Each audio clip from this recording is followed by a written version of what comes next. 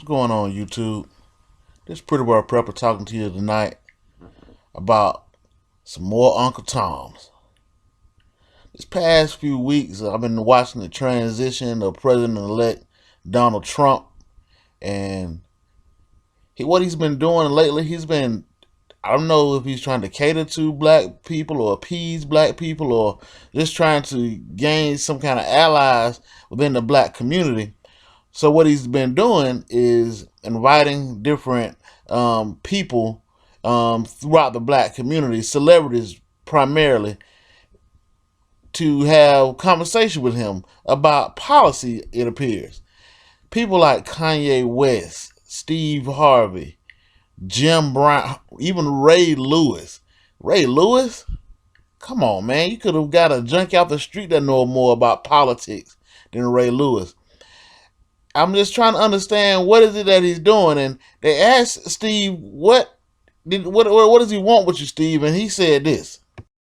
Statements conflict with some of what you have said in the past. That all gets straightened out. We want them to be themselves. And I told them, be yourselves and say what you want to say. Don't worry about me.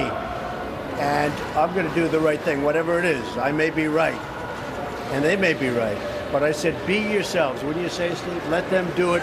I could have said, do this, say that. I don't want that. I want them all to be themselves. Okay, and on repeal, everybody okay? Yes, sir, everybody on repeal good? and replace. Thank you. Thank you. Say hello to Harvey. Repeal and replace is going great. Sir, Mr. Trump, Yeah. Sir, what exactly did you discuss with Mr. Trump? Are you going to work on a TV show with him, sir? Oh, no. I was invited here by both transition teams, Obama's transition team and Trump's transition team. And it was really a really cool meeting in the beginning. We talked a lot about golf and things like that, and people we knew and people in common. And Did you hear that, folks? We talked about golf, people we knew in common.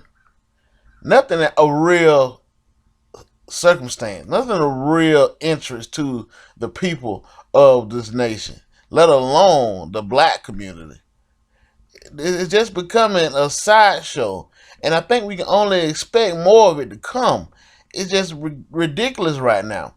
I'm not even sure where we're going with this, but I was listening to, yesterday was Dr. King's birthday. We celebrated. It was on yesterday was January the 16th, 2017, and it was so odd for him to bring Martin Luther King III on his father's day of his birth celebration. I'm like, what exactly is Donald Trump doing? Just take a look at this. Listen to Steve Harvey's friend and fellow king of comedy, D.L. Hughley, speak about. It amazes me that to convince black people that Donald Trump cares about them, he takes pictures with celebrities. It's amazing to me. If Donald Trump cared about black people, he wouldn't have denigrated the president with those claims of birtherism. He wouldn't have stoked fears and racist fears of saying this man is less than or is not one of us to become president. He wouldn't have, in the debates, talked about bringing back stop and frisk. Jeff Sessions would most certainly would not be his pick to head the Justice Department. Donald Trump takes pictures with black people. You know why you have a comedian, a rapper, and a football player out to talk about the concerns of the community? Because that's the positions you're used to seeing us in. You'd rather have black people be football players, comedians, and rappers than the president. You'd rather see us run the ball than run the country. That's why you do it. I ain't gonna never forget what you said about this man and how you got where you are. Some people might, but I never will. I'll never forget how you denigrated his family. I'll never forget how you stoked fears. Fuck you now and fuck you forever. Whew. Now I 100% agree with D.L. Hughley. In my opinion, that's the epitome of being awake in the midst of a community that's completely asleep. You don't have a clue what's going on around you. You don't see the setup being placed in front of you. He's actually setting a rat trap while you watch, and you actually not even consider that trap could just be for you. Boy. And then he invited Kanye West. Now Kanye West, he always talked like he was a bad boy. He would stand up for what's right. He want to do the right thing and this, that, and the other. But what did he say when Trump wanted him to come? He danced right on down to the Trump Tower, even though he was half sick, just got out of the hospital just a week before from a nervous breakdown. But he hopped on a plane and went straight to see what this man wanted because he's a Uncle Tom stepping fetching clown. Listen to what another rapper had to say about this Uncle Tom. There's a strategic plan that people are trying to make you a part of, okay? So do not accept any invitation to have any meeting, no matter how positive you think the outcome may be, without understanding, man, people have a very Willie Lynch agenda, okay? And you being there, being seen with them, taking pictures and smiling and being positive, it may seem positive to you, but there's a hidden agenda, man. And you might not know it, but now you have been warned. Do not go in there unless you have a strategy or you with John Lewis or somebody who can represent us. Let me be specific with you, man. I'm explaining to you in great detail. All right, step by step. I seen all these people over the weekend going back and forth in and out there, man, officers. If you want to take a picture, then cool. That's what you do. But let me show you exactly where they coming from, okay? They seen how adamantly against him being president, the hip-hop community and the young black people was in America. So what do? They get Kanye West to come in. Well, he's their representative. They listen to his music. They buy his shoes. They go see him in concert. Well, surely if we take a picture with him and he smiles and says he's cool with it, they'll fall right in line. Okay. And also, you got black women. They were against it. Well, who speaks to the black women? Steve Harvey. Let's get him in here. He'll take a picture. He'll smile. He'll say it's cool. They'll fall right in line. Who else? They love football. Let's get Ray Lewis. Let's get Jim Brown. They were the heroes. Surely if they say they cool with it.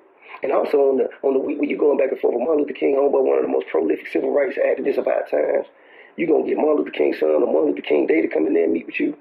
And y'all got to see this, man. Divide or conquer. Yeah, you heard it. On Martin Luther King Jr.'s birthday, Master summoned his son to the big house to talk, coffee, golf, policy. Man, this is a shame. It's just a sad shame that the coons are still running loose.